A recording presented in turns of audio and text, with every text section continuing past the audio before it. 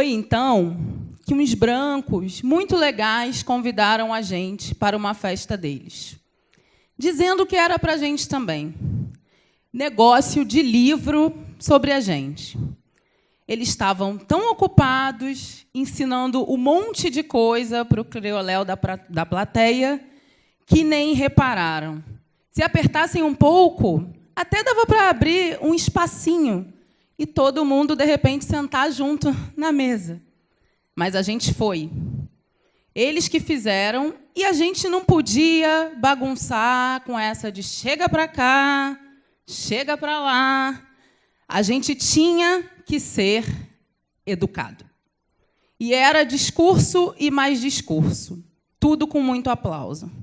Foi aí que a neguinha que estava sentada com a gente deu uma de atrevida. Tinham chamado ela para responder uma pergunta. Ela se levantou, foi lá na mesa, pegou o microfone e começou a reclamar por causa de certas coisas que estavam acontecendo na festa. Pronto, estava armada a quizumba. A negrada parecia que estava esperando por isso. Queriam bagunçar tudo. E era um tal de falar alto, gritar, vaiar, que nem dava mais para ouvir discurso nenhum. Onde é que já se viu isso? Se eles sabiam da gente mais do que a gente mesmo. Teve uma hora que não deu para aguentar aquela zoada toda da negrada ignorante e mal educada. Foi aí que um branco enfesado partiu para cima de um crioulo que tinha pegado no microfone para falar contra os brancos. E a festa acabou como? Em briga. Agora, aqui para nós, quem teve a culpa? Aquela neguinha atrevida. Ora, se não tivesse dado com a língua nos dentes, agora ela está queimada entre os brancos. Também, quem mandou não saber se comportar? Lélia Gonzalez, racismo e sexismo na cultura brasileira. Bom dia, eu sou Giovana Xavier, eu tenho 39 anos, eu vou colocar esse papel no chão. Eu me tornei professora concursada da Universidade Federal do Rio de Janeiro com 34 anos e eu estou aqui hoje para contar um pouco dessa história. A primeira coisa que eu acho importante no mundo de hoje é a gente poder ter o direito de se apresentar como muitas em uma só. Então, eu costumo me apresentar dessa forma, como uma mulher que condensa muitas versões em uma só. Então, eu sou a Giovana, eu sou a professora da faculdade da UFRJ, eu sou a coordenadora do Intelectuais Negras, do grupo PET Diversidade, a colunista do Nexo Jornal, e eu também sou a mãe do Peri, eu sou a filha da Sônia, a neta da Leonor, eu sou a dançarina, eu sou a surfista e muitas outras identidades que eu carrego no meu corpo, que também se ancora nas ancestrais que me antecederam. E é a partir desse lugar que eu estou aqui hoje para contar um pouco do trabalho de transformar margens em centros. Você pode substituir mulheres negras como objeto de estudos por mulheres negras contando a sua história. Pensem um pouco nessa frase. O que essa frase nos ensina pensando na sociedade brasileira? Ao lado dessa frase, a gente tem esse gráfico cheio de dados científicos, estatísticas. Estatísticas são números, são vidas, são pessoas. Então, a gente tem esse gráfico mostrando um pouco da história da produção do conhecimento científico na universidade. Num universo de 258 bolsistas de produtividade do Conselho Nacional de Desenvolvimento Científico e Tecnológico, o nosso CNPq, 250 são mulheres brancas e apenas 8 mulheres negras. E aí a gente volta para a frase. Ok.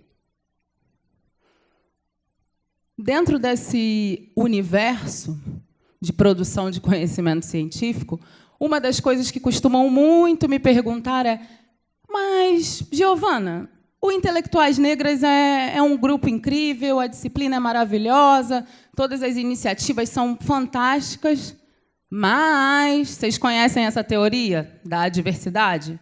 Mas, porém, contudo, entretanto. Então, mas quais são suas referências? Então, aqui eu tenho algumas das minhas referências, que são mulheres que também contribuem para transgredir os sentidos de produção de conhecimento e saberes que a gente produz dentro e fora da universidade. A invisibilidade é a morte em vida, já dizia a Zoilda Loreto da Trindade.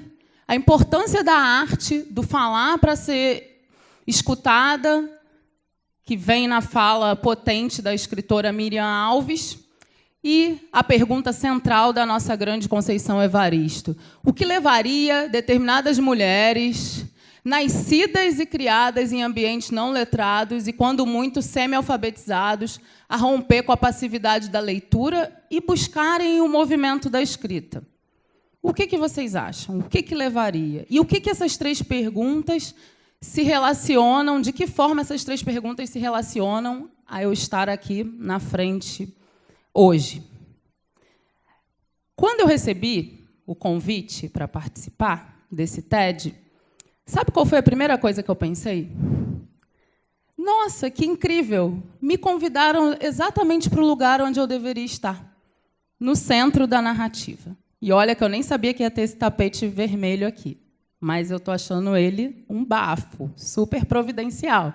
E eu estou de vermelho também, então acho que é uma boa composição para a gente pensar nos centros e nas margens e na arte do falar para ser escutada, em como nós construímos as nossas referências.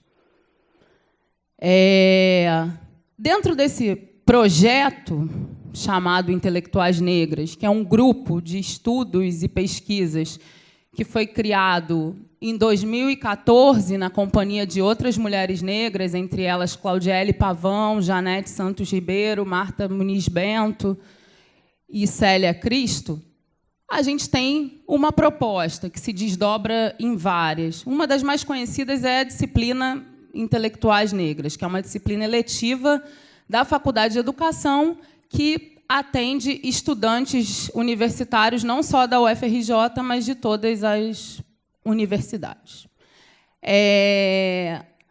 Eu costumo dizer, no primeiro dia das Intelectuais Negras, e eu não estou conseguindo ver ninguém, mas eu sei que nós estamos por aí, muitas fortes e visíveis, e aqui também. Eu costumo dizer, no primeiro dia de aula, que Intelectuais Negras é uma disciplina na qual nós vamos ficar durante um semestre estudando, falando, lendo e comentando única e exclusivamente o pensamento e a produção oral e escrita de mulheres negras. E que, se porventura alguém não estiver satisfeito com o que a disciplina oferece, a casa oferta 99,9% de outras possibilidades. Então, pensando em Intelectuais Negras como esse 0,1%, eu tenho também ressignificado o meu trabalho e pensado que, mais do que transgredir os currículos acadêmicos, o que nós temos feito, na verdade, é trazer uma proposta de normatização do currículo acadêmico. Por que normatização? A sociedade brasileira, de novo, as estatísticas, o conhecimento científico, e aí, dessa vez, nos dados do Instituto Brasileiro Geral de Estatísticas, é composto por uma maioria de população negra com uma expressividade do grupo feminino, de mulheres. Então, nada mais normatizador do que produzir conhecimento na universidade, tendo como centro da narrativa as subjetividades, a produção e o pensamento de mulheres negras. Isso não é uma transgressão, é uma normatização. E aí a gente parte dessa perspectiva. Também pensando que, nos tempos atuais, tem sido cada vez mais importante a gente também reivindicar o universalismo a partir das nossas experiências. Então, mais do que trabalhar com projetos antirracistas, a gente está disputando um sentido de democracia em que o protagonismo, as agências e a produção de conhecimento de mulheres negras constituam o centro dessas narrativas. Bom, estar no centro da narrativa também nos coloca diante de algumas perguntas, que são perguntas importantes de serem apresentadas. De novo, você pode substituir mulheres negras como objeto de estudos por mulheres negras contando a sua própria história. E aí eu pergunto, quem tem o direito de ser considerada intelectual na sociedade brasileira? Geralmente, quando eu faço essa pergunta, a resposta vem com outras perguntas. Por que intelectuais negras e não somente intelectuais? Eu, como uma mulher branca, posso falar, posso estudar mulheres negras? Por que uma disciplina e não um projeto de extensão? Todas essas são perguntas que se articulam a uma disputa de narrativas sobre quem tem o direito de ser chamada de intelectual na sociedade brasileira. Mas, mais do que isso, essas perguntas sinalizam também caminhos que são percorridos para construir essa intelectualidade e que têm sido historicamente invisibilizados. Então, eu gosto sempre de lembrar que, por exemplo, quando mulheres trabalhadoras domésticas organizam o seu modo de trabalho, limpando por último a cozinha da casa, existe um saber embutido nessa organização. Porque limpar por último a cozinha tem a ver com ter a compreensão, a leitura de mundo de que a cozinha é o espaço da casa mais utilizado. E, por ser o espaço mais utilizado, ele é o espaço que precisa ser limpo por último. Caso contrário, essa trabalhadora vai ficar o dia inteiro na função cozinha, como a gente tanto vê por aí e naturaliza. Esses são saberes difíceis de entrar pela porta da frente da academia. Mas a gente também vai aprendendo que, eu estou com o sapato bonito, não sei se dá para ver, o pé na porta pode ser dado de diversas formas, né? Não precisa ser aquele pé, pode ser aquele pé, né?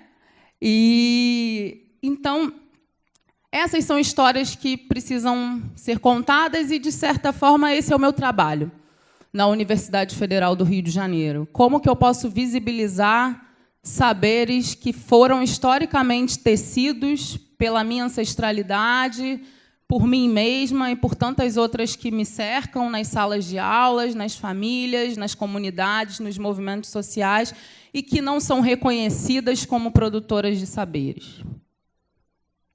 Essa é uma questão que traz uma segunda. Como a gente articula conquistas individuais com ganhos coletivos? Se a gente se pergunta qual é o papel, ou melhor, quem tem o direito de ser considerado intelectual na sociedade brasileira, uma vez que a gente tem esse direito assegurado, como a gente faz para multiplicar, né, para distribuir o conhecimento de uma maneira democrática? E eu acho que uma das respostas tem a ver com colocar no centro da da narrativa diversas formas de definir essa intelectualidade. Bom, e aí a gente entra numa pauta que, para mim, tem sido muito importante. O autocuidado. A gente está falando de um país que, historicamente, colocou mulheres negras como objeto, como figuras hipersexualizadas, como não humanas ou como mulheres criadas para servir. Nesse sentido, o conceito de transgressão é um conceito importante, porque as nossas histórias transgridem esses lugares que nos foram impostos. Caso contrário, eu não estaria aqui, por exemplo. E, por isso, eu costumo dizer que nós não somos sobreviventes. Mulheres negras são, antes de mais nada, viventes, né? Nós temos o poder nas nossas mãos de reinventar, refazer as nossas próprias histórias e determinar os lugares que nós queremos estar, por mais que a todo tempo o mundo nos force a pensar o contrário. E, nesse sentido, o conceito de autocuidado é algo importante. O direito de cuidar de si e de perceber que, para cuidar dos outros, você precisa estar bem, primeiramente com você mesma, é um direito historicamente negado, em um país em que mulheres negras são fundamentalmente pensadas como a mãe preta da sociedade brasileira. Somos mães também. E, antes de mais nada, só podemos ser mães porque somos seres humanas. E, ao sermos seres humanas, somos, em vários momentos, super-heroínas do tal pé na porta. Mas também somos mulheres frágeis, somos mulheres com sentimentos, com emoções, com contradições e com inquietações no coração de como colocar em prática os nossos sentidos de liberdade e de direito à vida. Tudo isso tem a ver com cuidar de si. Tudo isso tem a ver com as revoluções internas que nós provocamos. E, como uma professora universitária, por mais que eu ache que seja difícil dizer que mulheres negras têm privilégios, porque, quando eu saio da UFRJ, e mesmo dentro dela, eu sou apenas mais uma mulher negra, por mais que haja essa constatação, ela coexiste com outras potências muito bonitas que a sala de aula proporciona.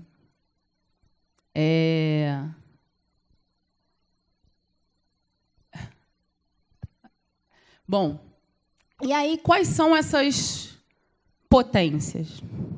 O Lima Barreto tem uma frase que eu gosto muito. É a minha frase favorita dele. Eu sou uma leitora compulsiva do Lima Barreto. Ele fala o seguinte: ou a literatura me mata ou me dá o que eu peço. Eu gosto de parafrasear pensando na minha trajetória acadêmica. Ou a academia me mata ou me dá o que eu peço. E o que eu peço para a academia? O que, afinal, eu quero da academia? Para responder essa pergunta, eu vou contar uma história, né? Uma história da sala de aula. Poderia contar várias, mas eu escolhi contar essa. Essa história é baseada em fatos reais. Ela aconteceu no curso Intelectuais Negras desse semestre, e foi o seguinte: a gente estava numa outra atividade, fora da sala de aula, e uma estudante me chamou. Posso falar com você? Sim, pode, claro. Nas mãos dela tinha um pequeno pote de plástico. Ela olhou para mim e falou: eu vim aqui para te entregar esse pote. Dentro desse pote tem uma paçoca caseira que eu faço com a minha avó. Eu trouxe esse pote para você porque a sua sala de aula me lembra muito ancestralidade, espiritualidade e quem eu fui no passado, por mais que eu não tenha o direito de conhecer essa minha história passada. Então, eu poderia dizer que o que eu peço da universidade é que as histórias das paçocas entrem pela porta da frente e sejam reconhecidas como as nossas histórias, como os nossos saberes. Mas uma coisa mais importante que eu peço para a universidade, e não é o pedido generoso e cordial esperado por uma certa ideia de academia senhorial. É o pedido da negociação, é o pedido do conflito, é o pedido da barganha. Mas também é o conflito da harmonia, do sorriso, do amor, da paixão que move a gente e faz a gente produzir o conhecimento. O que eu peço para a academia é que a gente tenha a sabedoria de reinventar os sentidos de intelectualidade. E como é que se faz essa reinvenção dos sentidos de intelectualidade? Essa reinvenção, ela só pode ser feita, antes de mais nada, conferindo espaço para sujeitos que são considerados não sujeitos contarem as suas próprias histórias. Vem aí a ideia de narrativas na primeira pessoa. Não por acaso eu assino como preta doutora na primeira pessoa. E costumo perguntar, qual que é o problema? É ser preta ou é ser doutora? Porque os dois é demais, né? É muita coisa para o Brasil, meu Brasil brasileiro. Bem, a gente pede que a academia se organize e reveja a sua forma majoritária, né? Também chamada hegemônica de produção de conhecimento. Quando a gente ouve frases como professora, eu não posso me considerar uma intelectual porque eu nunca saí do país. Eu não posso me considerar uma intelectual porque eu não sei falar inglês. Eu não posso me considerar intelectual porque eu sou a primeira da minha família a entrar na universidade. Eu não posso me considerar intelectual porque aquele professor me disse naquela aula que eu vou ser balconista. Essas falas sinalizam a importância não de lutar apenas por um projeto antirracista de sociedade brasileira. Essas falas sinalizam a urgência e a inevitabilidade de trabalhar cotidianamente por um sentido de universidade, de produção de conhecimento que seja, de fato, democrático. E a democracia radical na universidade passa por reconhecer o protagonismo de mulheres negras como ocupantes do centro da narrativa na formação da história do Brasil.